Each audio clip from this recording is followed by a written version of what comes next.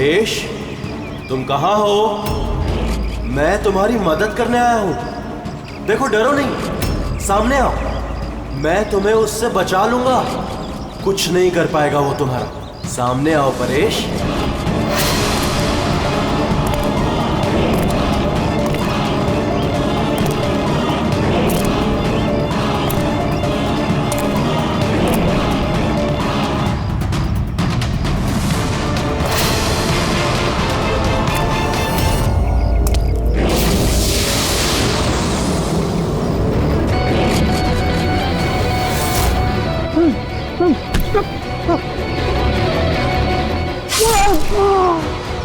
ए, कौन है वहाँ पे? हाँ?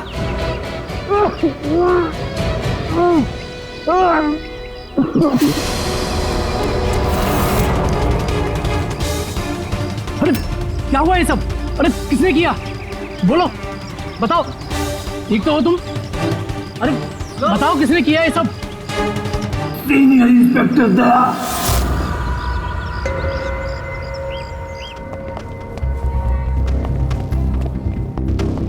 हाँ डॉक्टर साहब। पेशेंट खतरे के बाहर है, लेकिन अभी भी बेहोश है।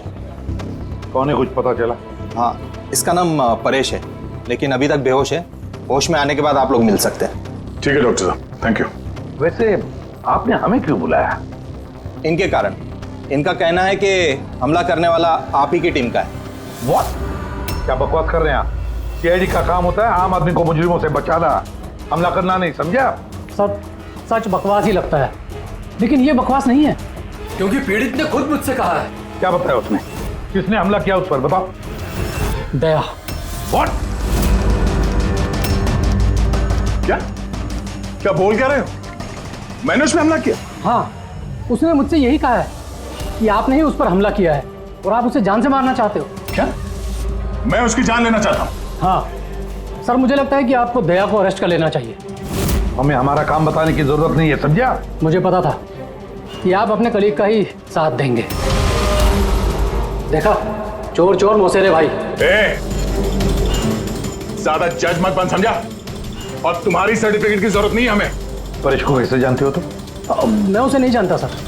तो फिर? सर, ये हमारी कंस्ट्रक्शन साइट पर हमें मिला था। हमें देखकर ऐसे बिहेव कर रहा था कि जैसे इसने कोई भूत देख लिया हो, और फिर एकदम से अंदर भाग गया। और थोड़ी देर बाद इसकी चीख हमें सुनाई दी। जब हम वहां पहुंचे तो वो बुरी तरह जख्मी हालत में पड़ा था, और उसने उसी हालत में हमें बताया कि उस पर हमला दया ने किया है। मैं एक समय पे दो जगहों पे नहीं हो सकता। मैं सुबह से ब्यूरो में था। तसल्ली के लिए तुम वो सीसीटीवी फुटेज देख सकते हो, समझे? लेकिन फिर उसने आपका नाम क्यों लिया? एक काम कीजिए, अब जाइए यहाँ से, जाइए। बहुत बोल दिया। Thank you very much doctor साहब। समझ में नहीं आ रहा था, जब तुम ब्यूरो में ही थे तो फिर परेश ने ऐसे क्यों कहा कि दया ने उस पर हमला किया?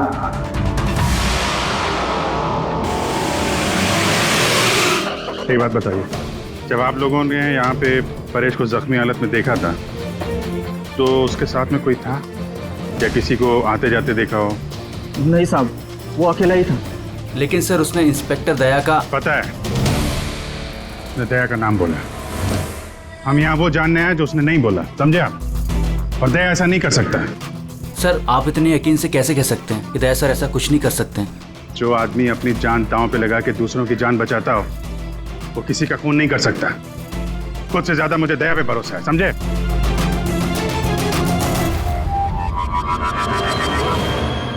आसपास चेक करते हैं, शायद कोई सबूत मिल जाए।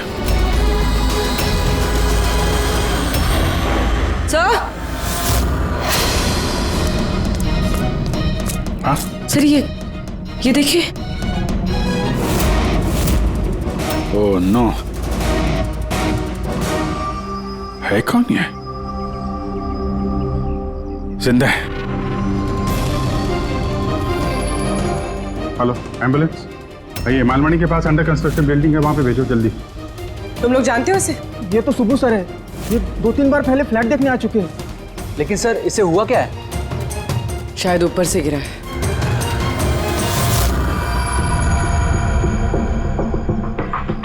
ऊपर से गिरा है या फिर गिराया गया है? पेशेंट की कंडीशन स्टेबल है, ये बहुत जल्द होश में आ जाएगी। गुड।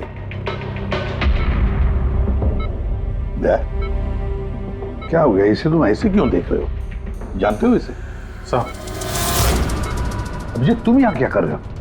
जिस अंडर कंस्ट्रक्शन बिल्डिंग में इस परेश पे हमला हुआ है, वहां पे हमें एक और आदमी जख्मी हालत में मिला। और एक आदमी? कौन है वो? तो वॉचमैन बता रहा था उसका नाम सुबू है। वहां पे 2-3 बार आया था मकान देखने के लिए। उसके हाथ में से हमें ये कपड़े का टुकड़ा मिला है।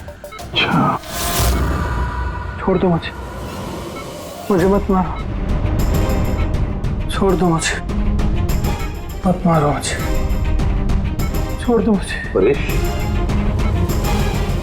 परेश, मैं इसे भी प्रद्युमन CID से, घबराओ मत, तुम्हें कोई कुछ नहीं करेगा, हम तुम्हारे साथ हैं। दया, दया छोड़ दो मुझे, दया छोड़ दो मुझे मत मारो दया। परेश, दया तुम्हारे सामने खड़ा है, मैं इसे भी प्रद्युमन हूँ। दया छोड़ दो मुझे। परेश, दया तुम जाओ, दया तुम क्या चाहते हो मुझसे? दया छोड़ दो मुझे। परेश क्या बात कर रहे हो? दया छोड़ दो मुझे मत मारो दया। परेश, मैं दया नहीं, मैं अभिजीत हूँ। दया जाओ यहाँ से, जाओ। अरे दया इधर है।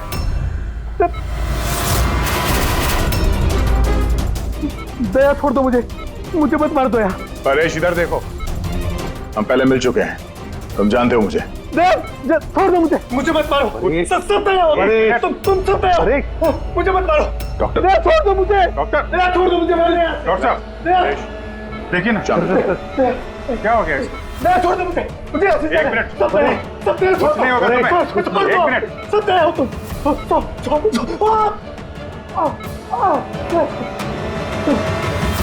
सब दया हो तुम सब दया हो।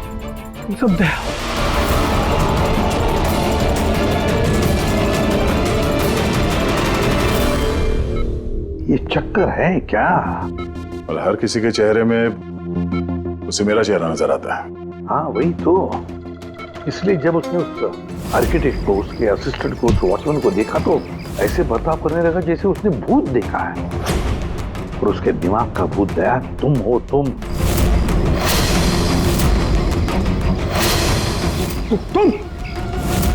और इसीलिए उसे लगता है कि तुमने उस पर हमला किया है, क्योंकि हमलावर में भी वो तुम्हें ही देख रहा होगा। तो मेरी समझ में ये बात नहीं आ रही सर कि मेरा ही चेहरा क्यों? दया, तुम कह रहे थे ना इसे तुम पहले से जानते हो। कैसे? सर लगभग 15 साल पहले मैंने इसे गिरफ्तार किया था सर। हाँ, और 2 साल पहले ये जेल से छूट गया, और पिछले 2 साल में अलग अलग केस में मैंने इसे 2 बार अरेस्ट किया सर। अभिजीत, ये परेश पुराना मेहमान है दया का। पर परेश पे हमला किया किसने और क्यों?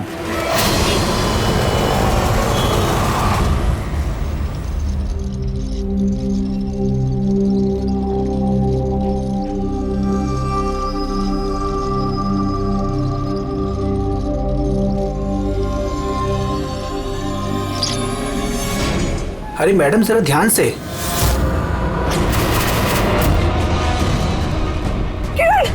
कौन किरण? मैं कोई किरण नहीं हूँ। अरे क्या कर रही है मैडम, क्या कर रही हैं आप? आपको कुछ गलतफहमी हो रही है मैम। अरे मैडम, आप ठीक तो हो ना? किरण? कौन किरण?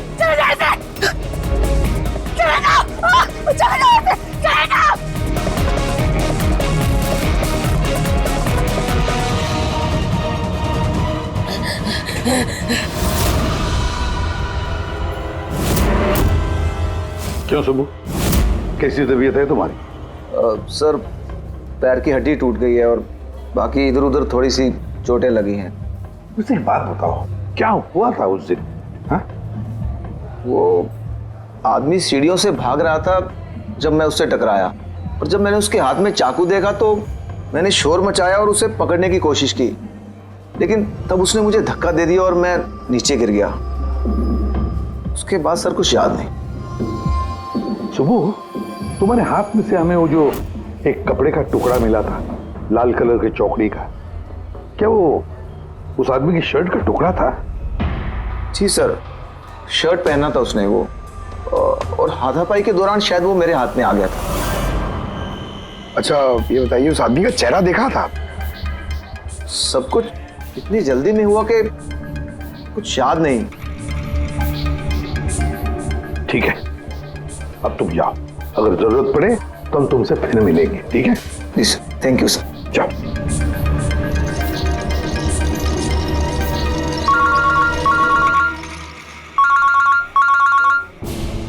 आ गया? क्या? कहां पर?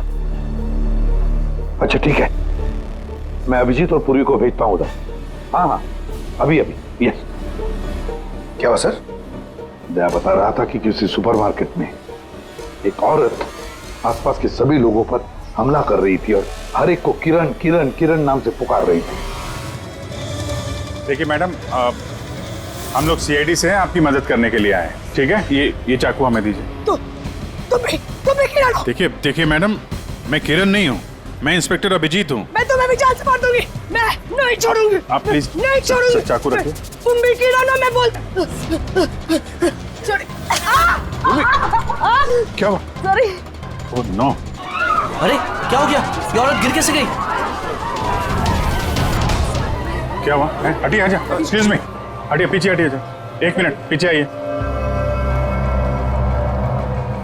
हुआ क्या है इसको? मैडम सुनिए। क्या हुआ इसे? मैडम, सर ये तो मर चुकी है। क्या? इसके शरीर में टेट्राकोटॉक्सिन या ब्यूरारे नाम का जहर इंजेक्ट किया गया था, जिसकी एक बूंद भी जानलेवा हो सकती है। मगर ये जहर तो हमारे देश में आसानी से नहीं मिलता ना? सिर्फ उसे ही मिलता है जो बड़ा रिसर्च कर रहा हो। तो भगदड़ में किसी ने वो पॉइजन इसे इंजेक्ट कर दिया। मगर एक काम करो, इस हादसे के वक्त का जो सीसीटीवी फुटेज है ना, वो अच्छी तरह से चेक करो। खूनी की तस्वीर उसी में मिलेगी। सर। और सर, इस परेश का क्या? इसे हर जगह मैं ही क्यों दिखता हूँ? सालू के साहब, मुझे तो ये केमिकल की बहुत बड़ी गड़बड़ लग रही है। ठीक है फ्रेडी, बस ये वाकई किसी खास केमिकल की वजह से, क्योंकि मुझे इसके और परेश के दिमाग में एक अलग किस्म का केमिकल मिला है। तुम्हारे कहने का मतलब है कि इसी केमिकल की वजह से इन दोनों का बर्ताव एक जैसा और एक ही चेहरा इन दोनों को दिखता है। हाँ बस, और मैं इस केमिकल को और डिटेल में समझने की कोशिश कर रहा हूँ। मतलब जब तक इस परेश के दिमाग पर इस केमिकल का असर रहेगा, हमें कोई जवाब नहीं मिलेंगे। और अभिजीत, ये कपड़े का टुकड़ा जो आपने हमें दिया था, इसमें से भी हमें कुछ मिला है। कमाल है तारिका जी, आज तो फोरेंसिक में एक के बाद एक सबूतों का खजाना हाथ लग गया है। क्या मिला क्या आपको? ये कॉटन का कपड़ा है और इसके रेशों में आटे के कुछ ट्रेसेस मिले हैं। आटा? सिर्फ आटा? सिर्फ आटा। हाँ वाकई खजाना तो हाथ लगा है। आटा।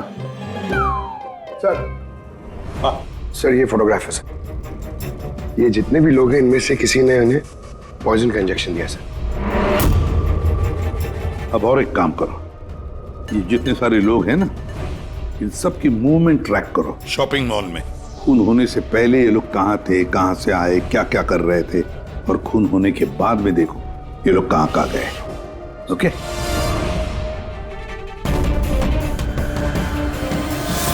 सर मैंने इस औरत का बैकग्राउंड चेक किया। इसका नाम शिप्रा है। ये एक हाउसवाइफ थी। सर परेश तो फिर भी एक मुजरिम है, उसके कई दुश्मन हो सकते हैं, लेकिन इसकी किससे क्या दुश्मनी हो सकती है? वजह तो कुछ भी हो सकती है पूर्वी, लेकिन एक बात कॉमन है शिप्रा और परेश के बीच में, उन दोनों के ब्रेन में वही केमिकल मिला है। तो उन दोनों का दुश्मन भी एक ही हो सकता है। इस किरण के बारे में क्या पता चला? सर किरण शिप्रा का पति था और 2 साल पहले ही उसकी मौत हो चुकी थी। सर किरण शिप्रा को काफी मारता पीटता भी था। कोई ना कोई बात तो है इस परेश और शिप्रा के बीच में, कोई कॉमन बात, जिसकी वजह से ये दोनों भी उस खूनी के निशाने पर आ गए। क्या हो सकती है वो कॉमन बात? क्या हो सकती है? सर मैं परेश के पड़ोस में पिछले 5 साल से रहता हूँ, पर अजीब बात है सर, ना मैंने उसे कभी देखा ना कभी मुलाकात हुई। और कोई नहीं है परिवार में उसके? सर उसके पिताजी थे जिनकी मौत तब हो गई थी जब वो जेल में था, और कोई नहीं है। सर शिप्रा का हस्बैंड बहुत स्ट्रिक्ट था, वो उससे मिलना तो दूर किसी से बात तक करने अलाउ नहीं करता था। इनफैक्ट वो तो उसको मारता पीटता भी था। सर उसके हस्बैंड के डेथ के बाद ना मैंने बहुत कोशिश की कि मैं उससे बात करूं, उससे पूछूं, लेकिन उसने इंटरेस्ट नहीं रखा। अच्छा, उसका कोई करीबी दोस्त, कोई रिश्तेदार नहीं था क्या? सर मुझे नहीं लगता कि होगा। ऐसे शिप्रा और परेश दोनों की जिंदगी में एक बात कॉमन, दोनों जिंदगी में अकेले थे, ना कोई दोस्त ना कोई रिश्तेदार। सर दोनों में एक चीज कॉमन है। क्या? सर हमने परेश और शिप्रा का कंप्यूटर चेक किया तो उनकी कंप्यूटर हिस्ट्री से पता चला है कि दोनों ने ही ऑनलाइन सपोर्ट ग्रुप ज्वाइन किया था। अच्छा, ऑनलाइन सपोर्ट ग्रुप मतलब? सर ये ग्रुप्स है जो डिप्रेशन, लोनलीनेस, ड्रग एडिक्शन और अल्कोहलिज्म में फंसे होते हैं, उनकी काउंसलिंग करता है और उनकी मदद करता है। सर शिप्रा ने 2 हफ्ते पहले ही एक ऐसा ग्रुप ज्वाइन किया था जो शादीशुदा जिंदगी में परेशान लोगों की मदद करता है, और परेश ने अपने अकेलेपन से निकलने के लिए पिछले महीने ही ऐसा ग्रुप ज्वाइन किया था। अजीब इत्तेफाक है, दोनों ने ऑनलाइन ग्रुप ज्वाइन किया और दोनों को एक ही तरीके की परेशानी हुई। कुछ पता चला इस ग्रुप के बारे में? सर हमारा साइबर एक्सपर्ट राज इस ग्रुप को ट्रेस करने की कोशिश कर रहा है, जल्दी कुछ पता चल जाएगा। सर शिप्रा का खून इसी आदमी ने किया। जिस वक्त उसका खून हुआ था उस वक्त जितने भी लोग मौजूद थे, ये सबसे ज्यादा अजीब है सर। जिस वक्त अभिजीत सर और पूर्वी सुपरमार्केट पहुंचे थे, ठीक उसी वक्त ये आदमी वहां पहुंचा था सर, और भीड़ में घुस गया था, और जब शिप्रा की मौत हुई तो फटाफट वहां से भाग गया।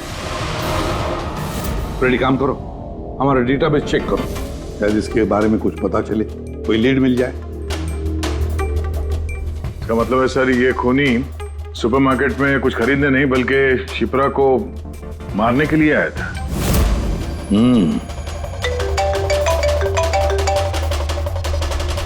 हाँ राज,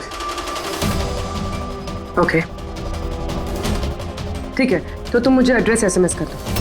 thank you sir. Cyber expert Raj का फोन था, उसका कहना है कि ये दोनों ग्रुप्स एक ही आईपी एड्रेस से बनाए गए हैं। एक ही कंप्यूटर से? हाँ सर। आईपी का एड्रेस मिला है? हाँ सर, अंधेरी में एक प्रिंटिंग शॉप है, ये दोनों ग्रुप्स वहीं से बनाए गए हैं।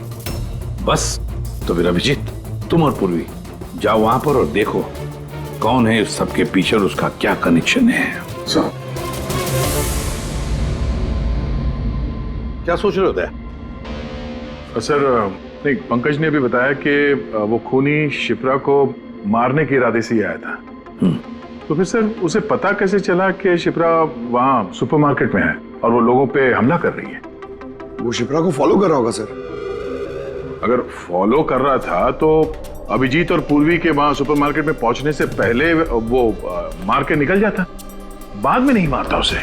अभिजीत को सुपरमार्केट पहुंचने में 20 मिनट लगे और खूनी को भी वहां पहुंचने में 20 मिनट लगे, तो इसका मतलब है दोनों को भी खबर एक ही वक्त पहुंची थी।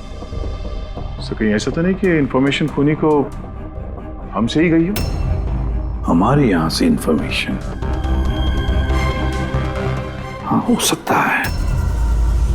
क्या कहीं ऐसा तो नहीं कि जब हम परेश को देखने गए थे हॉस्पिटल में, उस वक्त खूनी वहां पर मौजूद था और उसने मेरी बातें सुन ली हो?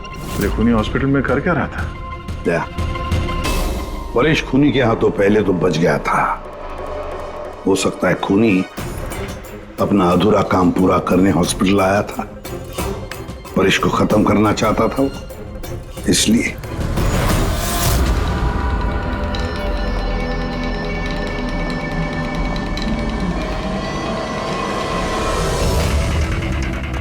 डॉक्टर साहब, क्या आपने इस आदमी को देखा है?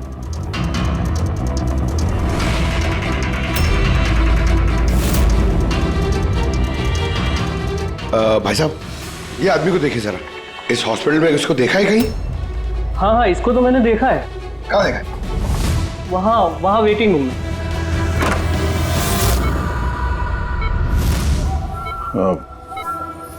यहाँ कोई आया था क्या? नहीं सर, यहाँ कोई नहीं आया। ठीक है। हाँ दे सर, परेश तो ठीक है, पर वो खूनी अभी तक दिखा नहीं। कहीं तो चुप कर बैठा ही है दया, सही वक्त का इंतजार कर रहा है। वेटिंग रूम में भी चेक किया सर, अभी कोई नहीं है। तो यही पता है, पर कहाँ छुप कर बैठा है ये?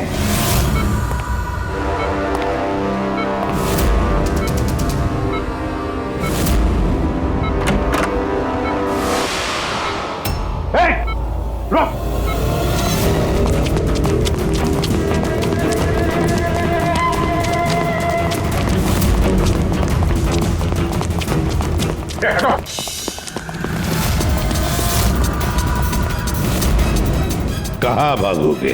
हाँ? रुक!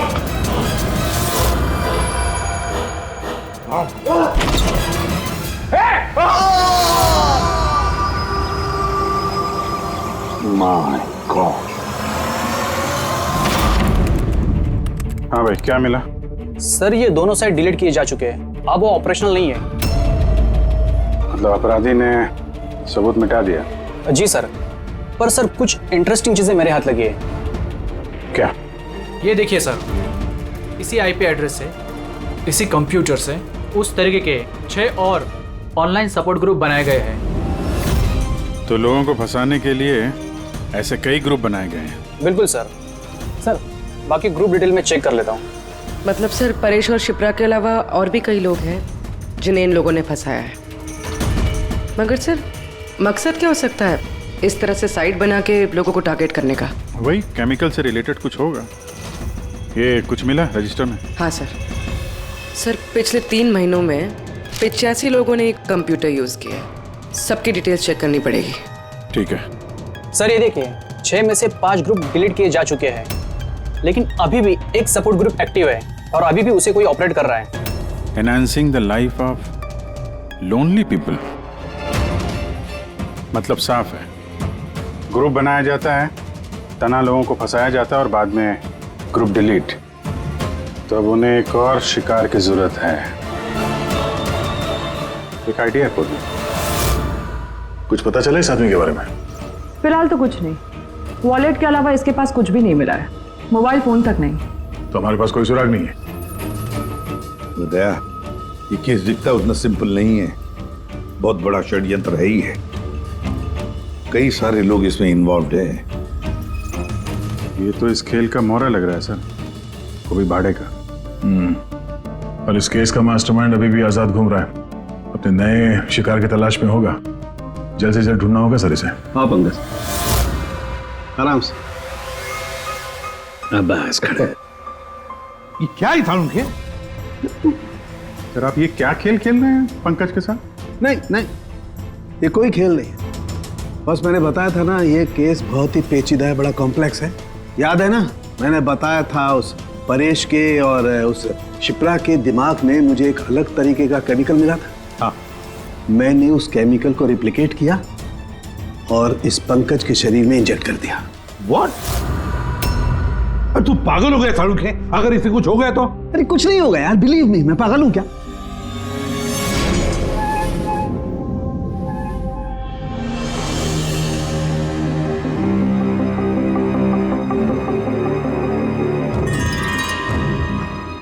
पंकज, अब आंखें खोलो, देखो तुम्हारे सामने कौन खड़ा है। तो फ्रेडी सर है। ग्रेट, ये फ्रेडी सर है ना। अब इस तरफ देखो पंकज, यहां कौन खड़ा है?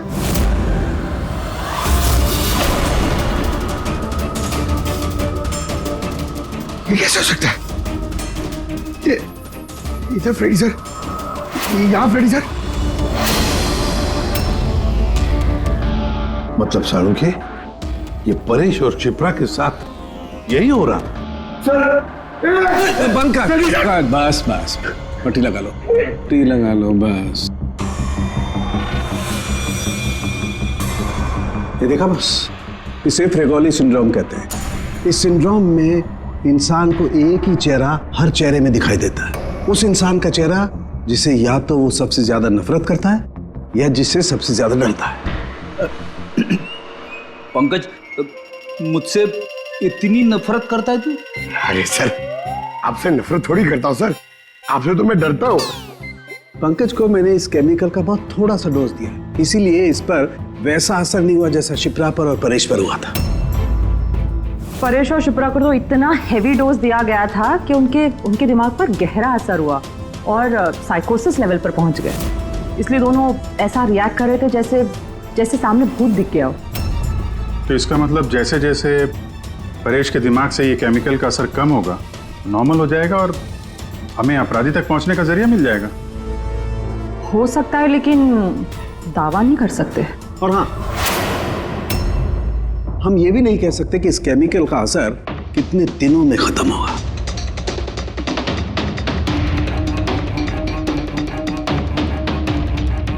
अगर हम परेश के ठीक होने का इंतजार करेंगे तो बहुत देर हो जाएगी। हमें कोई और तरीका ढूंढना होगा, कोई और तरीका। हाँ पूर्वी।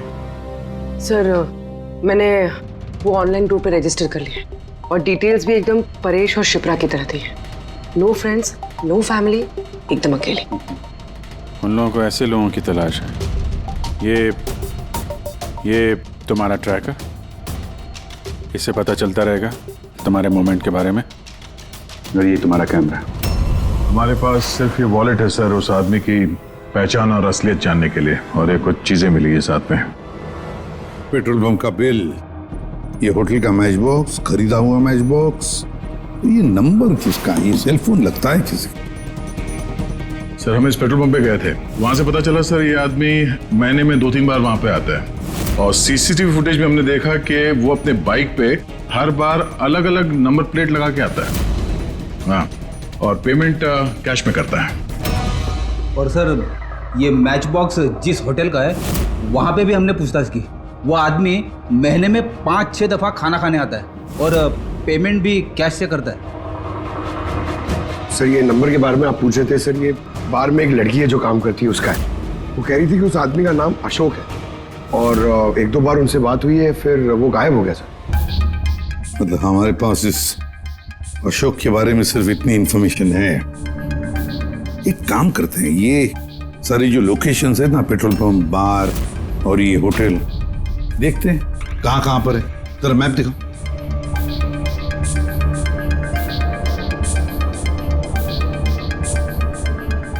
ये वो जगह है जहाँ पे वो पेट्रोल पंप है। सर, यहाँ पे बाहर है सर। और सर, ये होटल है। बार, ये होटल, पेट्रोल पंप। दया सर, ऐसे नहीं लगता तुम्हें? देखो ना, ये सारे के सारे लोकेशंस 1 किलोमीटर के दायरे में है यहाँ से। हो सकता है सर उसका घर या ऑफिस इस जगह के आसपास ही कहीं। Are you ready? I'm ready, sir. चल।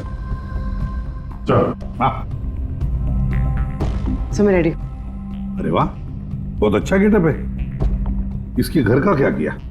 सर, पूर्वी के लिए भाड़े पे 1 हफ्ते के लिए घर लिया। I mean, अल्पा के लिए। अल्पा, ठीक है, गुड। लेकिन पूर्वी, चौकन्ना रहना, उनका पहला कदम क्या होगा हमें पता नहीं है। Yes. Good luck. Thank you sir. अब एक काम करते हैं, इस 1 किलोमीटर के दायरे में इस अशोक का फोटोग्राफ दिखाते हैं, सबको दिखाते हैं, शायद कोई निकले जो इसको जानता हो।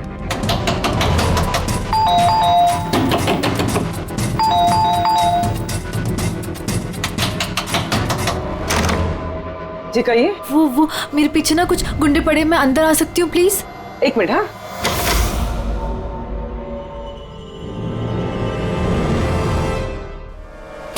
हाँ, जल्दी आओ। क्या हुआ क्या तुम्हें? अरे, ये तो आदित्य, शिप्रा की पड़ोसन। वो एक्चुअली मेरे पीछे कुछ गुंडे पड़ गए थे, मुझे समझ नहीं आ रहा था, इसलिए मैं आपके घर आ गई। कोई बात नहीं। Thank you miss. अल्पा, और तुम? अदिति। बैठो। गिलास पानी देंगे प्लीज? अभी लाती हूँ।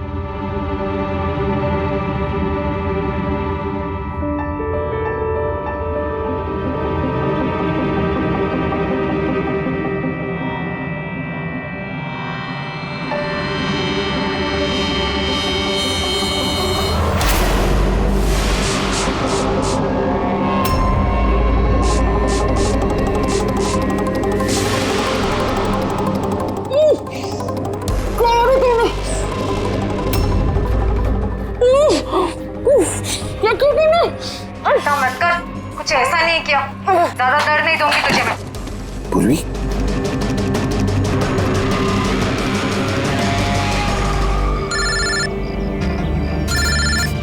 हाँ सर। क्या शिप्रा की पड़ोसन अदिति? सर मैं फौरन वहां पहुंचता हूं। नहीं सर, अब अशोक का भी पता नहीं चला। ये सर। सब कुछ प्लान के मुताबिक तो चल रहा है। अब देखते ही आदिति पूर्वी को कहां लेकर जा रही है। अरे ये क्या, ट्रैकर एक ही जगह पे मूव ही नहीं हो रहा। कहीं ऐसा तो नहीं उन लोगों को ट्रैकर के बारे में पता चला हो, निकाल कर फेंक दिया हो। माय गॉड, अब तक पहुंचेंगे कैसे इन सब तक?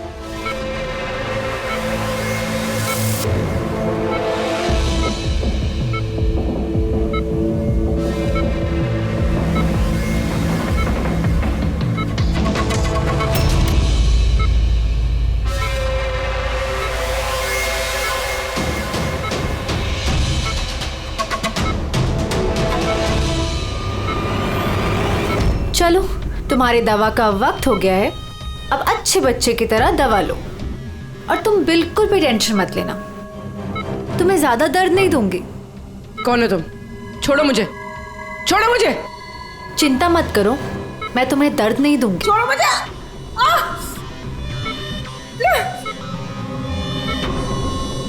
मैंने तुम्हें मना किया था ना कि कुछ दिनों के लिए हम किसी नए लोगों को नहीं लाएंगे, क्योंकि सीआईडी वाले हमें पागलों की तरह ढूंढ रहे हैं। हमारी कोई भी लापरवाही हमें बहुत महंगी पड़ सकती है।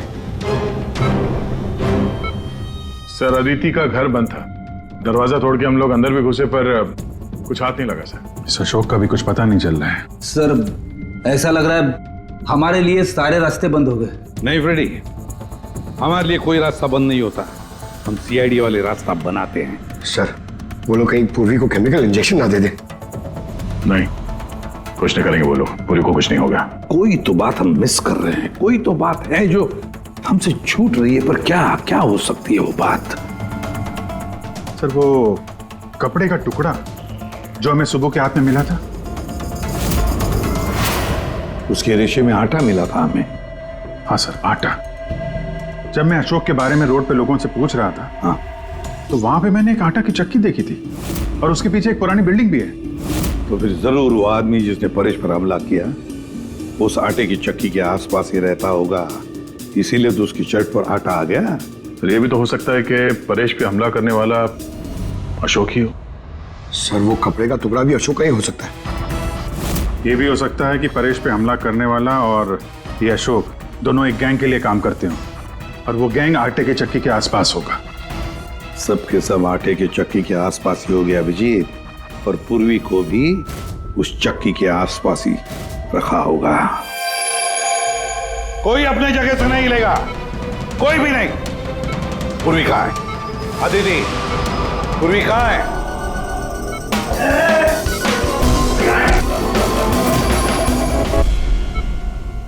सब नर्सेज और डॉक्टर इस तरफ आ जाओ। चले, चलो तुम भी जल्दी।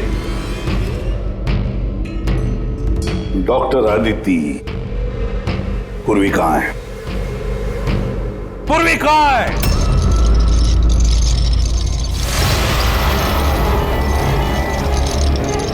तुम्हारी पूर्वी मेरे पास है एसीपी।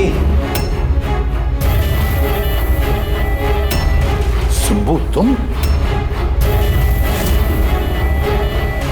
हाँ, मैं। जिसे तुम लोग यहां वहां खोज रहे थे ना, वो तुम लोगों के साथ ही था। मुझे देखकर अफसोस तो हो ही रहा होगा ना मुझे पता था सीआईडी कोई भी काम अधूरा नहीं छोड़ेगी, इसलिए मैं अपना हर कदम फूंक फूंक कर रख रहा था। लेकिन इस अदिति की बेवकूफी की वजह से सब गड़बड़ हो गया और मुझे फंसाने के लिए तुमने अपने इस ऑफिसर को मेरे पास भेज दिया। लेकिन अब ये मेरे जाल में फंस चुकी है और मुझे यही यहां से बाहर निकालेगी। तुम्हें क्या लगता है पूर्वी की आड़ लेकर तुम हमसे बच जाओगे? नहीं, लगता नहीं है, ऐसा ही होगा।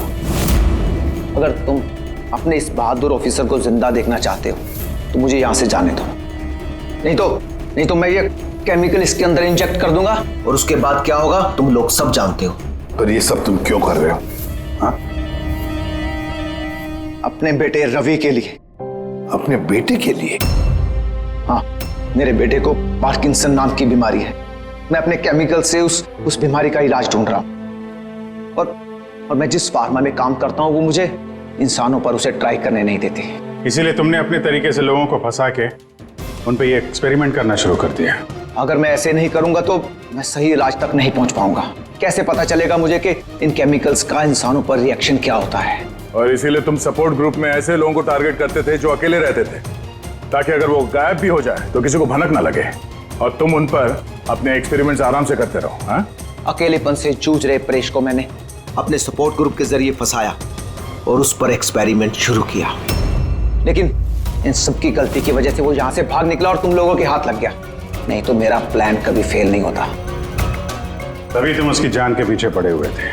मैं तो उसे अंडर कंस्ट्रक्शन बिल्डिंग में ही मार डालता, लेकिन वो आर्किटेक्ट बीच में आ गया। वहां तुम भी तो जख्मी हालत में मिले थे, ये क्या चक्कर है? परेश को जैसे ही मैंने चाकू मारा मुझे लोगों की आवाज आई और मैं वहां से भागना चाहा और हड़बड़ी में तुम्हारा पैर फिसल गया और तुम सीधे नीचे गिर गए। मैं तो वहां से भी भाग जाता, लेकिन मेरे टूटे हुए पैर की वजह से मैं भाग नहीं पाया। और इसीलिए तुमने विक्टिम होने का ढोंग किया ताकि तुम सेफ भी रहो और किसी को तुम पे शक भी ना हो। और तभी तुम लोगों की नजर मुझ पर पड़ी। और शिप्रा का क्या?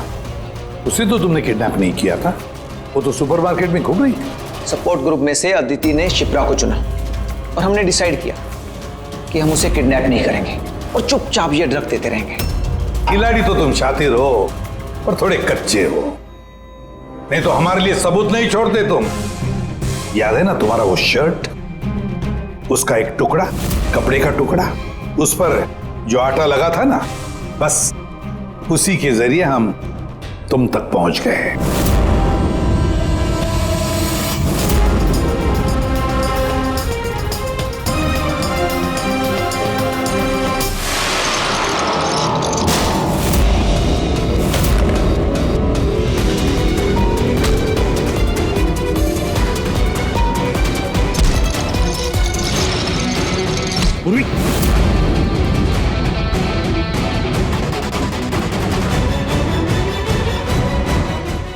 देखो, हाँ?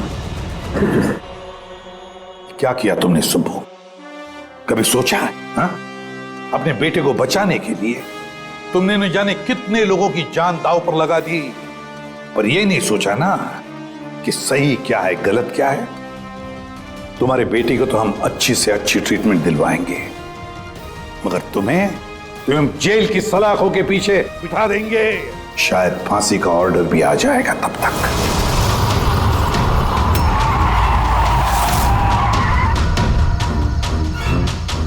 सर प्लीज मुझे बचा लीजिए सर, मैं बहुत मुसीबत में हूँ। एक मिनट, घबराइए मत, मैं सीआईडी से हूँ। क्या बात है, क्या हुआ? सर वो वहाँ पे उस हवेली में वो लोग सब मुझे मार देंगे सर, प्लीज मुझे ले चलिए यहाँ से। एक मिनट, कहाँ पे है? नहीं मैं नहीं आऊंगी। ठीक है, आप यहाँ रुकिए, मैं देखता हूँ। नहीं सर, मुझे अकेला छोड़ के मत जाइए सर, प्लीज मुझे बहुत डर लग रहा है यहाँ पे। मैं एक काम करिए, इधर आइए आप। यहाँ गाड़ी में बैठिए, गाड़ी में बैठिए। आप यहाँ गाड़ी में रहिए, मैं देखता हूँ। ओके, बैठिए।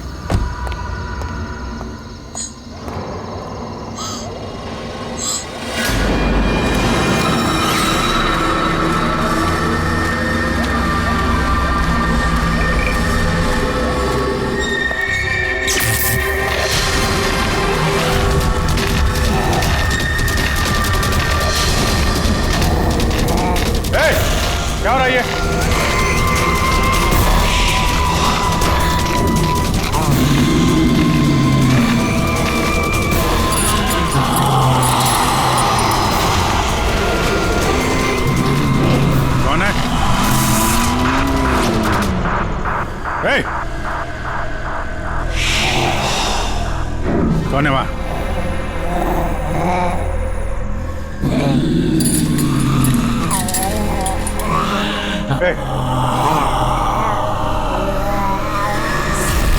कौन है? कौन है वहां पे?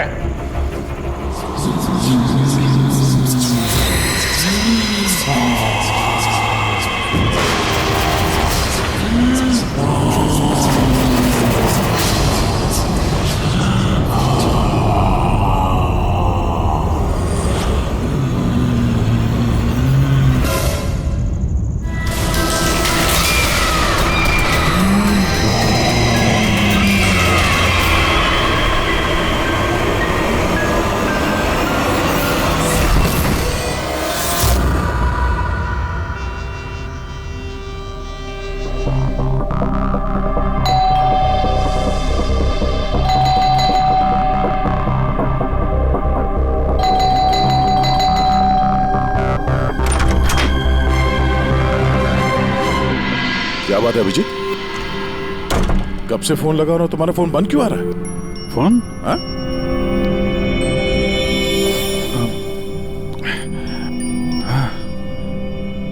बंद हो गया था। तुम्हारी तबीयत ठीक तो है? क्या हालत बना रखी है तुमने? मेरी तबीयत? हाँ? क्या हुआ? इतने कंफ्यूज क्यों लग रहे हो? और पुणे से कब वापस आए तुम? अरे हाँ, पुणे से ही तो मैं कल रात लौटा, लेकिन मैं घर कैसे आ गया? क्या हुआ था कल रात? अभिजीत, तुम्हारी गाड़ी बाहर खड़ी है। अब पुणे से तुम ड्राइव करके आए होंगे ना? क्या हुआ? क्या तुम ठीक तो हो?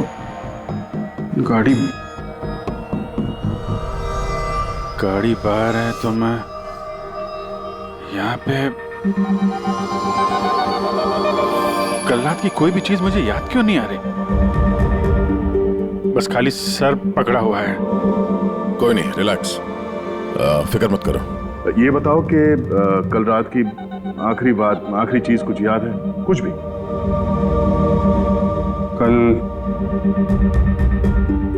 कल मैं रात में पुणे में फंक्शन अटेंड किया, फिर वहां से वापस लौट रहा था।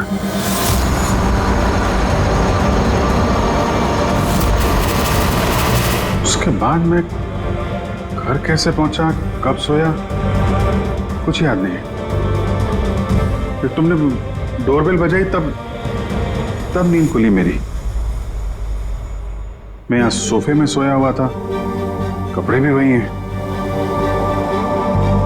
पता नहीं यार, कल रात का कुछ याद क्यों नहीं आ रहा? ये अचानक क्या हो गया अभिजीत को? कहीं फिर से इसकी याददाश्त पे असर तो नहीं पड़ रहा? मैं तो अपने आप को भी नहीं जानता सर। मैं क्या करता हूँ, कहाँ जाता हूँ, किससे मिलता हूँ, मुझे नहीं पता। कोई नहीं जानता वो कब, कैसे, कहाँ सामने आ जाएगा। यार पता नहीं मुझे ऐसा क्यों लग रहा है कि कल रात कुछ बुरा हुआ है जो नहीं होना चाहिए था। लेकिन क्या, कैसे पता चलेगा? फिक्र मत करो, पता चल जाएगा। पता चल जाएगा कल रात क्या बात है। हम लोग पुणे हाईवे पे चलते हैं। हाँ? तुम फ्रेश हो जाओ, मैं चाय बनाता हूँ तब तक। Okay, relax.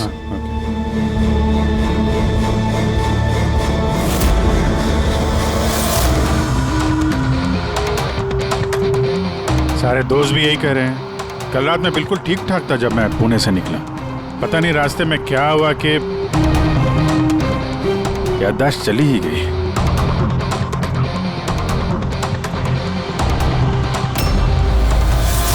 एक मिनट, गाड़ी रोको। क्या हुआ? एक मिनट।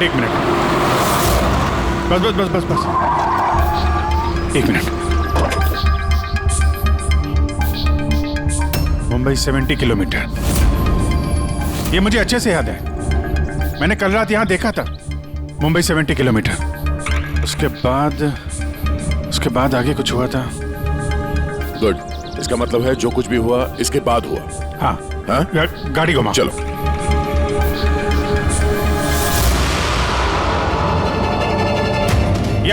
गाड़ी रोकना यहाँ पे। बस यही जगह,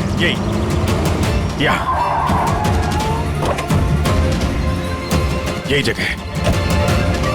यहाँ पे एक लड़की आई थी मेरी गाड़ी के आगे और मुझसे मदद मांग रही थी। फिर क्या हुआ? फिर मैंने उसको बोला गाड़ी में बैठो और हाँ ये देख, वो दिख रहा है, वहां मैं गया था उस घर में।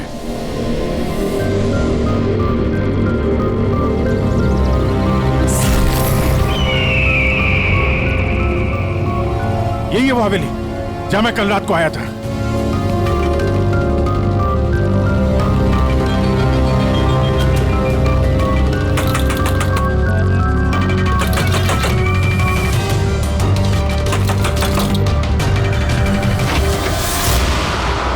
जी बोलिए।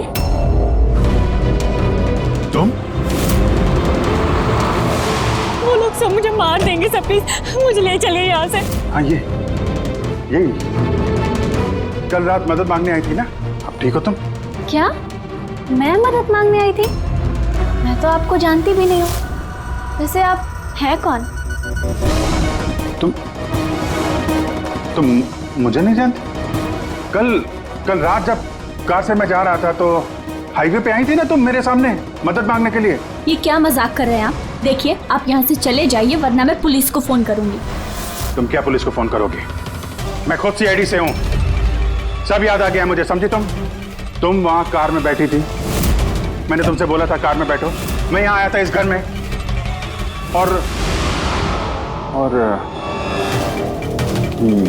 यहाँ पे कुछ था।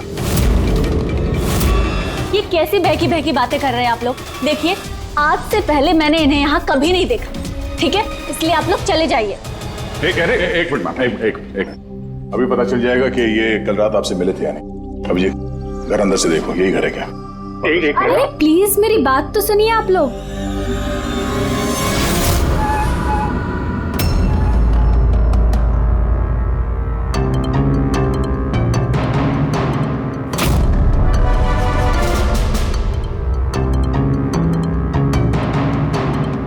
यार घर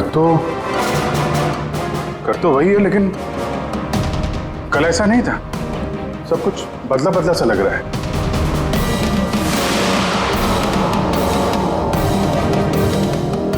वहां पे यहाँ पे मैंने 2 लोगों की लाशें देखी थी, 2 लोग जिनका खून हुआ है। अब मुझे सब याद आ गया। क्या वो तुम्हें मेरी बात पे यकीन नहीं हो रहा? यार मैं सच कह रहा हूं, 2 लाशें थी यहाँ पे और यहाँ पे एक डरावनी सी औरत थी, उसका चेहरा पूरा गोल गोल घूम गया 360 डिग्री और फिर मैं उसके सामने था, अचानक आंखों के सामने अंधेरा आया, मैं बेहोश हो गया और जब आंख खुली तो मैं अपने घर पे था। देखिए आप लोग सीआईडी से हैं, इसलिए मैं इतनी देर से आप लोगों की बकवास सुन रही हूँ, लेकिन अब बस बहुत हुआ। अब प्लीज आप लोग यहाँ से चले जाइए। मुझे नहीं पता आप ये कौन सा खेल खेल रही हैं, लेकिन एक मिनट विजय, एक मिनट। अगर हम मान भी ले कि कल रात तुम्हारे साथ ये सब हुआ था, तो गाड़ी चला के तुम घर कैसे लौटे? गाड़ी चला के? हाँ मैं घर कैसे गया? कहते हैं, मैं जानता हूं कि मेरी बात पे यकीन करना थोड़ा मुश्किल है, लेकिन तुम तो कल मुझसे मदद मांगने आई थी ना, अब क्यों झूठ बोल रही हो तुम? क्यों झूठ बोलूंगी? मैं तो कल रात यहाँ पे थी भी नहीं। ये देखिए मैं आज सुबह ही यहाँ पे आई हूँ। अच्छा तो मैं झूठ बोल रहा हूँ? दया मैं सच कह रहा हूँ, यहाँ पे 2 लाशें थी, मैंने देखी थी यहाँ पे, और ये बात मैं साबित भी कर सकता हूँ। इसने घर की चाहे कितनी भी सफाई कर ली हो, तुम अच्छी तरीके से जानते हो कि खून के निशान इतनी आसानी से नहीं मिटते हैं। लुमिनॉल टेस्ट करके देख लेते हैं। हाँ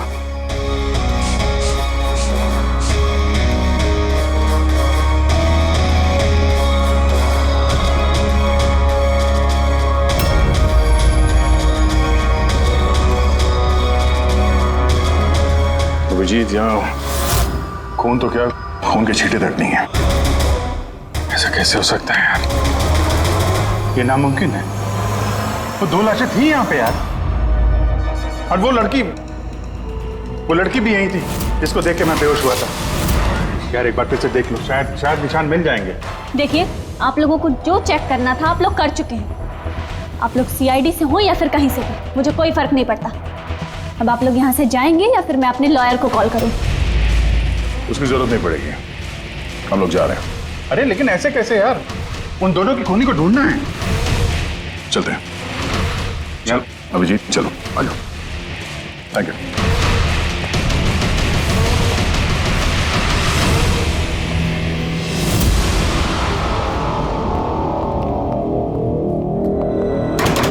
ये तुम्हें लगता मैं झूठ बोल रहा हूं? नहीं यार, मगर तुमने घर के अंदर देखा ना, सब कुछ नॉर्मल है। पता नहीं कैसे नॉर्मल हो गया। मुझ पे भरोसा करो दया, ये मेरी कल्पना नहीं है। यही लड़की थी वो। 100% श्योर, 200%। तुमको पता है कि जब तक मुझे यकीन नहीं हो जाता मैं वही सिर दर्द। डोंट वरी, मैं समझता हूँ। पर सबसे पहले हमें यह पता करना होगा कि ये लड़की झूठ क्यों बोल रही है। शुरुआत कहां से करें? ना तो हमारे पास लाशें हैं और ना कोई सबूत। वो मरी हुई लड़की, उसका चेहरा याद है मुझे। वेट, तो उसका स्केच बनवाते हैं, पता तो चले कि औरत है कौन। सर, मुझे ऐसे गांव बहुत पसंद है सर। यहाँ पे सब लोग एक दूसरे को जानते हैं। हमारे मुंबई में तो एक पड़ोसी का नाम दूसरा पड़ोसी नहीं जानता है। हाँ पंकज, यही तो फर्क है और यही खासियत है छोटे शहरों का और मेट्रो सिटीज का। ओ भाई, ये इसको कहीं देखा है? नहीं, कभी नहीं। मैं तो बरसों से इस गांव में रह रहा हूँ, लेकिन इन्हें मैंने कभी नहीं देखा। अच्छा, उस लड़की के बारे में क्या जानते हैं जो अभी अभी अनामिका हवेली में रहने के लिए आई है? नहीं, ना तो मुझे कुछ हवेली के बारे में मालूम है, ना मैंने इस लड़की को कभी देखा है। मुझे कुछ नहीं मालूम। ये औरत यहाँ इस गांव में रहती है? नहीं, मैंने नहीं देखा और ना ही ये गांव में रहती है। अच्छा, आपके गांव के बाहर जो पुरानी हवेली है, अनामिका हवेली, उसके बारे में कुछ पता है आप लोगों को?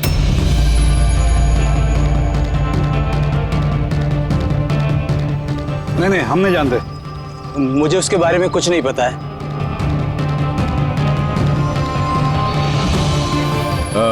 जरा ये औरत जो है, इसे आसपास कहीं देखा है? इस गांव की रहने वाली है? नहीं साहब, मैं इस औरत को नहीं जानता। सर प्लीज ध्यान से देखिए, बहुत इंपॉर्टेंट है। जी नहीं, मैंने पहले कभी इसे नहीं देखा। और वो ये जो अनामिका हवेली है गांव में, उसके बारे में क्या बता सकते हैं?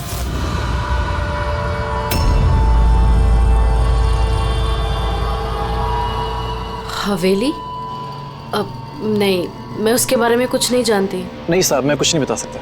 अरे, जब भी उस पुरानी हवेली के बारे में पूछते हैं तो यहाँ लोगों का चेहरा सफेद पड़ जाता है। इसका मतलब है कोई ना कोई गहरा राज जुड़ा हुआ है उस हवेली के साथ। सर, ये स्केच वाली औरत को भी किसी ने नहीं पहचाना। हो सकता है वो औरत इस गांव से ना हो। सर, ये भी तो हो सकता है वो किसी होटल या गेस्ट हाउस में रुकी हो। इस गांव के आसपास सिर्फ 2 ही होटल है, वहां चल के पता करते हैं।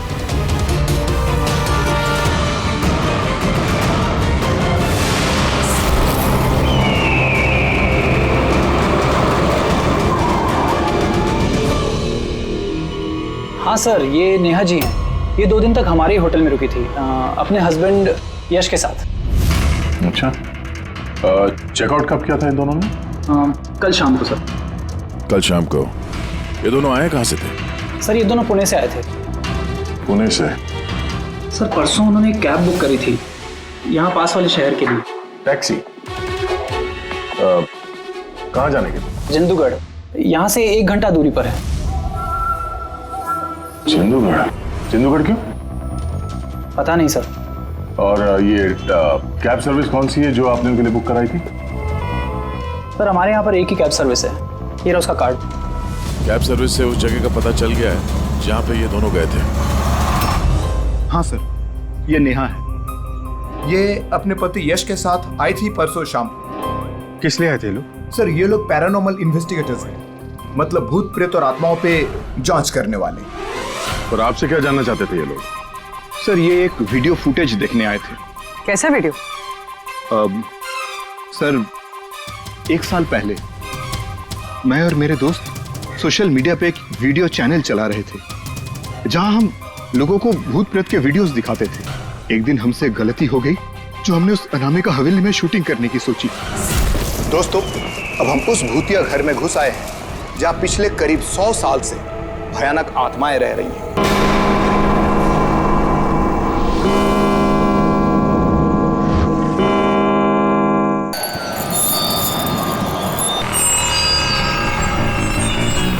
ठंडी लग रही है।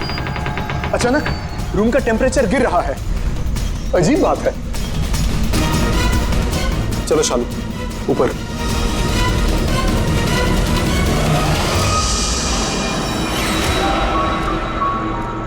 ये अचानक म्यूजिक कहां से बजने लगी?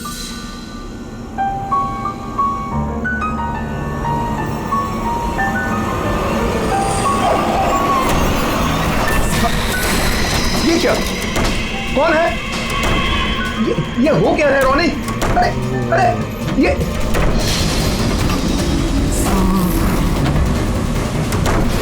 क्या हो रहा है? हे भगवान! अरे शालू ये क्या हो रहा है? रोनी अरे भागो यहाँ से! रोनी शालू भागो, निकलो! अरे दरवाजा खोलो! दरवाजा खोलो! दरवाजा खोलो! दरवाजा खोलो!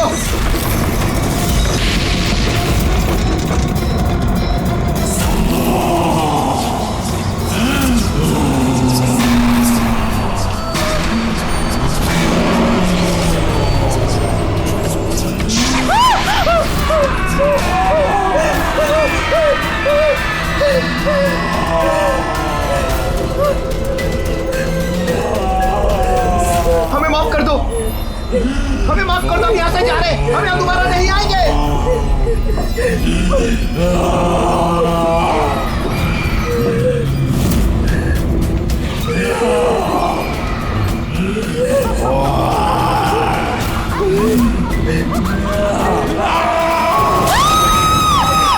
मैं तो किसी तरह बच गया था, लेकिन मेरे दोनों दोस्तों का आज तक कुछ पता नहीं चला।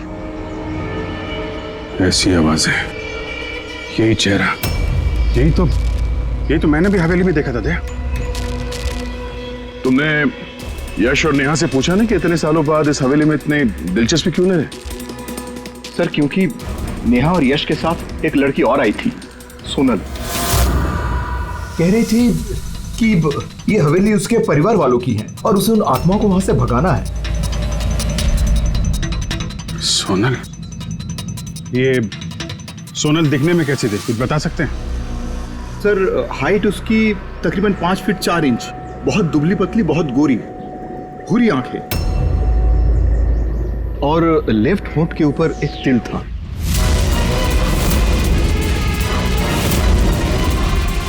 देखा दया, वही लड़की कल रात मुझसे मदद मांग रही थी और आज पहचानने से भी इनकार कर दिया।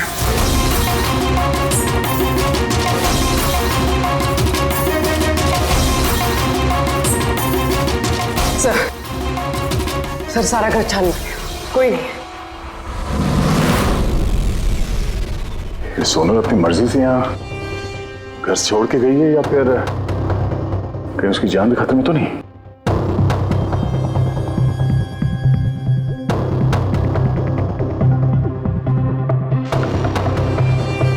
एक विनती है साहब, उस पुरानी हवेली का पीछा छोड़ दीजिए, वरना अगर वो आत्माएं भड़क गई तो ना जाने कितने बेगुनाहों की जानी जाएंगी। मगर हम जानते हैं आप सीआईडी वाले हैं, आत्माओं पर यकीन नहीं करते हैं, मगर बिना आग के तो धुआं नहीं उठता है ना साहब। वो मौत का घर है, इसलिए कोई नहीं जाता वहाँ। मौत का घर नहीं है, वो लोगों का अड्डा है और वहाँ पे कौन सा जुर्म होता है उसका पर्दाफाश हम लोग करके रहेंगे। सर आप जिन राक्षसों का पर्दाफाश करना चाहते हैं उसकी सजा सारे गांव वालों को भुगतनी पड़ेगी सर। सर उन आत्माओं ने कितने लोगों की जान ली है आप लोगों को नहीं पता सर। देखिए हम ये सब कही सुनी बातों पर यकीन नहीं करते हैं और बेहतर होगा कि आप लोग भी ना करें। मैडम ये कही सुनी नहीं, मेरी आंखों देखी बात है। मैं उस लड़की का चेहरा आज तक भूला नहीं हूँ जिसको उस आत्मा ने जकड़ रखा था, अपने काबू में कर रखा था। जितनी भी मौतें हुई हैं वहां पे इंसानों ने की है, आत्माओं ने नहीं।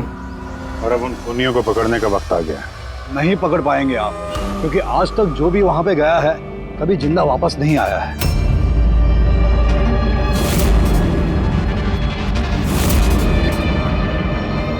ठीक है, हम लोग अभी वहां जाते हैं और आज रात को हम लोग वहीं पे रुकेंगे।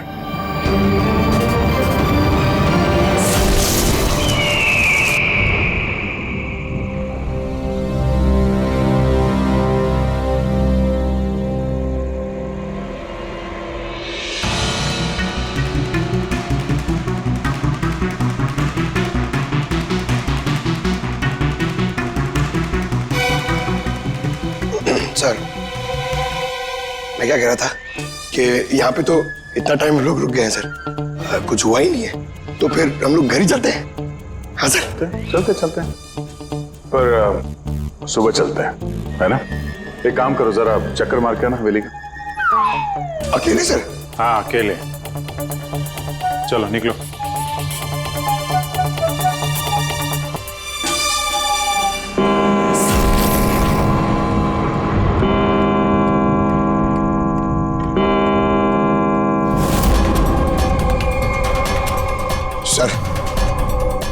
सर अभी वो भूत और आत्माओं का टाइम हो गया आने का सर, अभी भी बचाओ अकेले।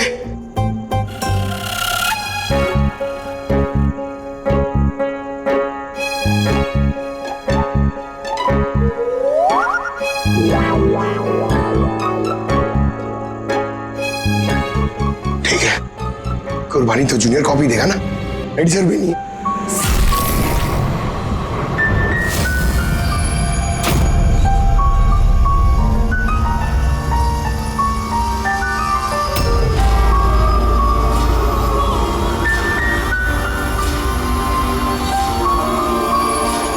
ये तो वही म्यूजिक है जो महेश के वीडियो में थी।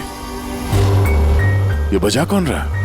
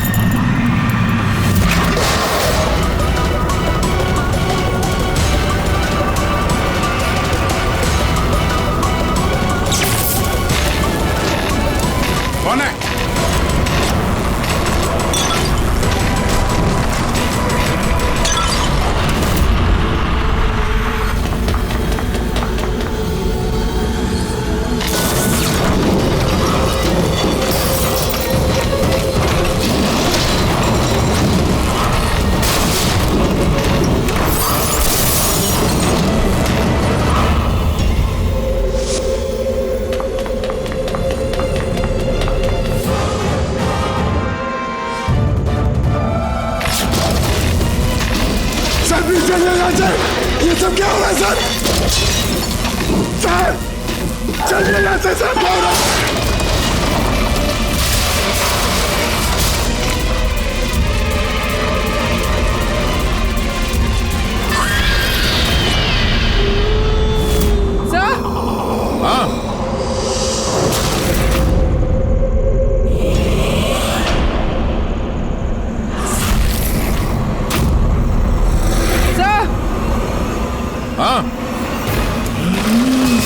पंकज!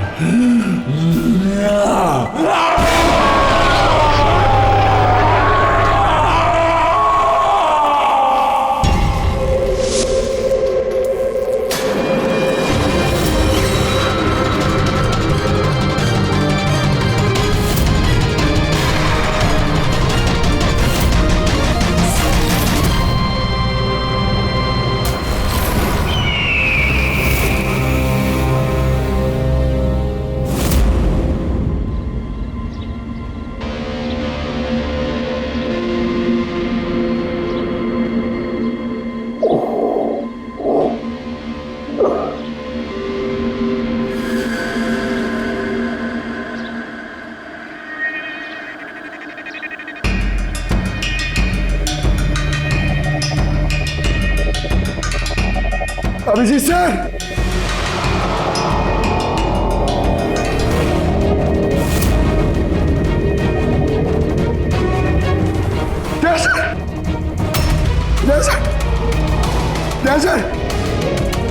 सर उठिए।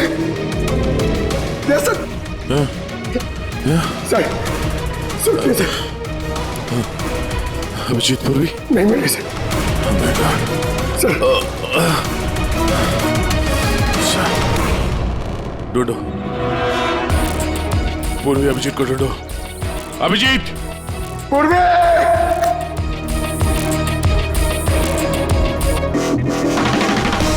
अभिजीत सर,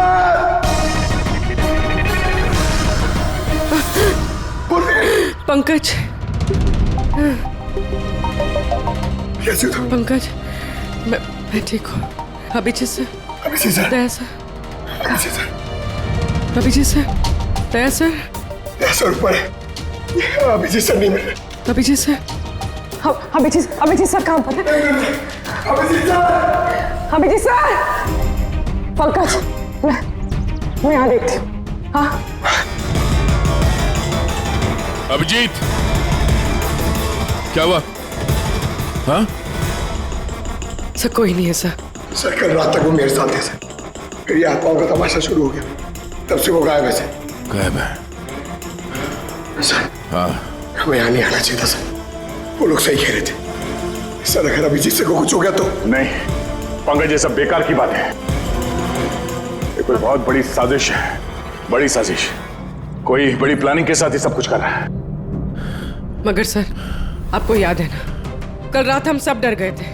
हाँ, हम सब क्यों डर गए थे और कैसे, इसका जवाब अभी नहीं है मेरे पास। या इस गांव में रहने वाले सब लोग जानते थे कि सीआईडी यहाँ इस हवेली में कल रात रहने वाली थी। इसका मतलब है इन्हीं लोगों में से कोई है जो ये सब कर रहा है। उस लड़की का चेहरा मैंने देखा था। सर वो उस बूढ़े आदमी अशोक का भी तो कहना था कि उसने अपनी आंखों से देखा है कि किस तरह आत्माओं ने लड़की को अपने वश में कर लिया था। बूढ़ा आदमी, ये अशोक, ये आंखें, चेहरे पे घाव के निशान वैसे के वैसे ही हैं। ये नहीं हो सकता, ये नामुमकिन है। नामुमकिन क्या है, थोड़ा क्लियरली बताएंगे आप? सर आज से 12 साल पहले उन आत्माओं ने जिस लड़की को जकड़ रखा था वो कोई और नहीं, वो आनिया ही थी, मेरी स्टूडेंट। क्या? हाँ मैडम, वो रात मैं आज तक भूला नहीं हूं।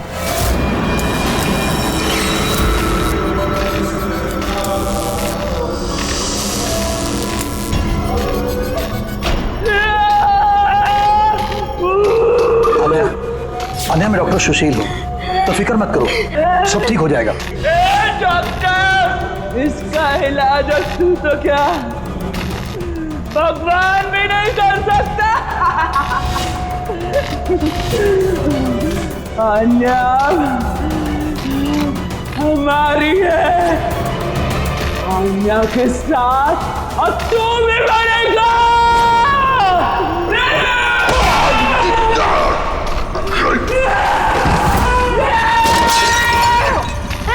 मम्मी, अम्मा दीदी को क्या हो गया?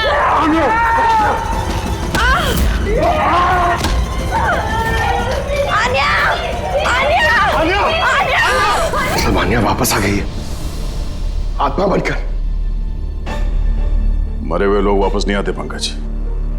अशोक जी, आपको पूरा यकीन है कि उस रात आनिया मर गई थी?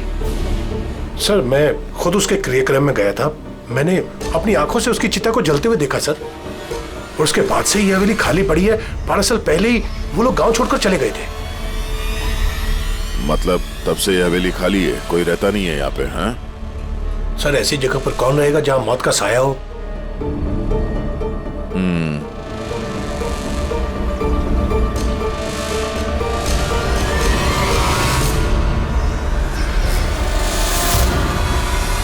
अशोक जी, लगता है इस हवेली में आज भी कोई रहता है। मतलब 12 साल इस पुरानी फोटो में यहाँ इस कमरे में कोई आईना नहीं है, लेकिन आज जब हम लोग हवेली में गए थे अभिजीत को ढूंढने के लिए, तो इस कमरे में इस दरवाजे के सामने यहाँ पे आईना था। अब ये आईना कोई आत्मा तो ला ही नहीं होगी, जाहिर सी बात है किसी इंसान का ही काम है। चलो।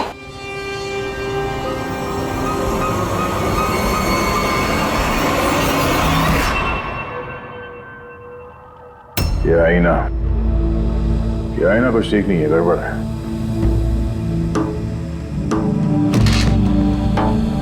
What was it?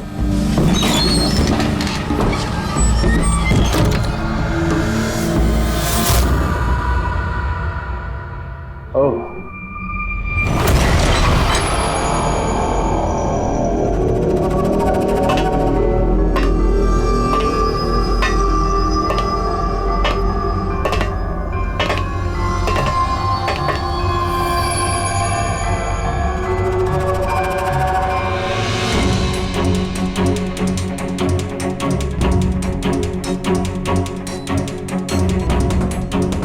सर ये ग्लास, ये खाने का सामान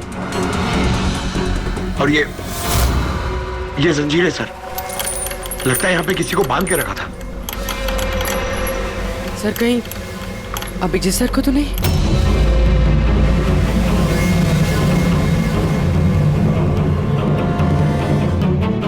सर? हाँ? सर ये देखिए।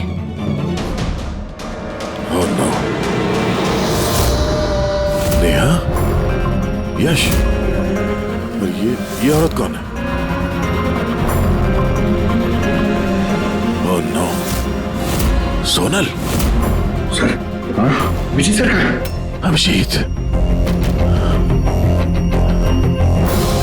सर, हाँ? ये देखिए, खून के निशान। ये खून के निशान अभिजीत सर के तो नहीं?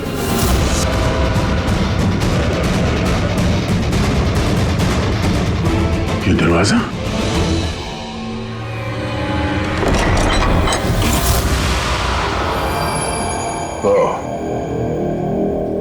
जरूर यहां से अभिजीत जंगल की तरफ गया होगा।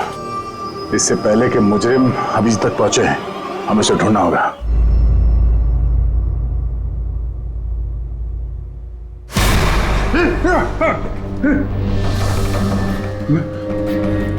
मैं कहा हूं? आप लेटे रहिए, देखिए हम आपकी पट्टी कर रहे हैं। आप वहां जंगल में पड़े थे, बेहोश, खून से लथपथ।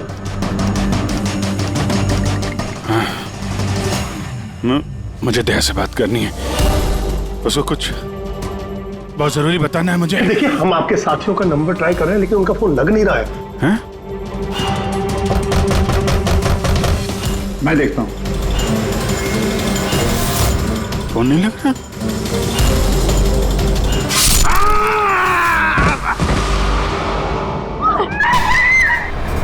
नहीं नहीं, प्लीज प्लीज, कोई आगे नहीं जाएगा। प्लीज सब लोग इधर रुकिए।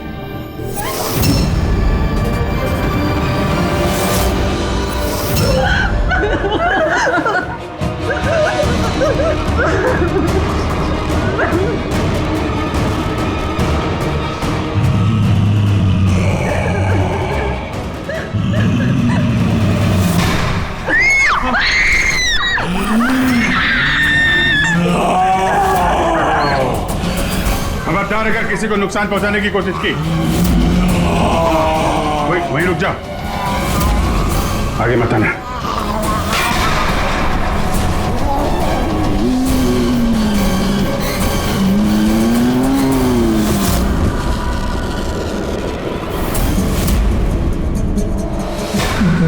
राधिका तुम? चुप।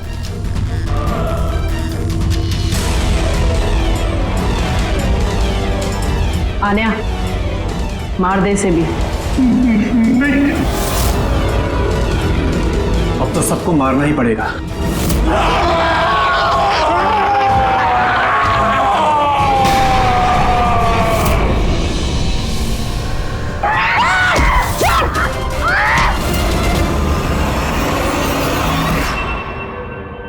हम दोनों आन्या के भाई बहन हैं। आन्या को बचपन से एक प्रॉब्लम थी, काफी वायलेंट बर्ताव करती थी। जब तक किसी को जख्मी ना कर दे ये शांति नहीं होती थी। और लोगों को लगता था कि इसके ऊपर एक भूत चुड़ैल या आत्मा का साया है। जब डॉक्टर का कत्ल हुआ आन्या के हाथों, तो जेल और पुलिस से बचने के लिए मां ने ये सब षड्यंत्र रचा कि आन्या मर गई उस दिन हवेली से कूद के। मगर सच तो ये है कि हम दोनों को दूर बेचकर माँ ने आन्या को हवेली के तय खाने में छिपा कर रखा था। मगर माँ हर महीने आन्या के लिए एक ऐसा इंसान लेकर आती थी जिसे वो मारकर अपनी भूख शांत कर सकती थी। और ये अफवाह फैला दी कि हवेली में भूत है, ताकि कभी किसी के कत्ल पर कोई शक ना हो। लेकिन जब धीरे धीरे माँ की तबीयत खराब होने लगी तो मरने से पहले उन्होंने आन्या की जिम्मेदारी हमको सौंप दी। और हम भी वही करते रहे जो माँ कई सालों से करती आ रही थी। मगर गड़बड़ तो तब हो गई जब इस घर की मालकिन सोनल और उसकी माँ ऑस्ट्रेलिया से उस घर में रहने वापस आ गई। हमने उन माँ बेटी को भी डरा के भगाने की कोशिश की थी, लेकिन उल्टा वो पैरानॉर्मल एक्सपर्ट को ले आए और उन्हें पता चल गया कि हवेली में कोई आत्मा, कोई भूत नहीं है। इसलिए मजबूरन हमें उसने मारना पड़ा। लेकिन हमारी किस्मत ही खराब थी। वहां पे सीआईडी ऑफिसर अभिजीत सर आ पहुंचे थे। जब हमने देखा कि वो बेहोश है और मानव ने उन्हें सही सलामत उनके घर छोड़ दिया, हमें लगा जो दवाई हम लोगों को डराने के लिए इस्तेमाल करते हैं उसका असर इतना गहरा होगा कि अभिजीत सब कुछ भूल जाएंगे। और तुम लोग का प्लान तब चौपट हुआ जब हम लोग वहां हवेली में पहुंचे तहकीकात करने के लिए। हाँ? हमें डराने के लिए भी तुमने वो ड्रग्स का इस्तेमाल किया और वो डरावनी आवाजें भी निकाली, है ना? वो आत्मा बन के मैं ही डरा रही थी। हम दोनों ने हवेली में वो स्पीकर छुपा कर रखा था जिसमें उसमें आवाजें रिकॉर्ड की हुई थी और वही चल रहा था। पर वो लड़की सोनल, उसने अभिजीत को पहचानने से इनकार क्यों कर दिया? क्योंकि सोनल की माँ को हमने कब्जे में लिया था और हमें धमकी दी थी कि अगर तुमने झूठ नहीं बोला तो उसकी माँ को मार देंगे। आन्या को सिर्फ सही इलाज की जरूरत थी, मगर अफसोस तुम लोगों ने गलत रास्ता चुना। इतने सारे बेगुनाह लोगों के खून के जुर्म में अदालत तुम लोगों को कड़ी से कड़ी सजा देगी। आन्या का इलाज तो हो गई, पर शायद सजा से ये भी नहीं बच पाएगी। सीआईडी के और भी मजेदार और सस्पेंस से जुड़े एपिसोड्स को देखने के लिए हमारे चैनल को सब्सक्राइब करें और बेल आइकॉन दबाना ना भूलें।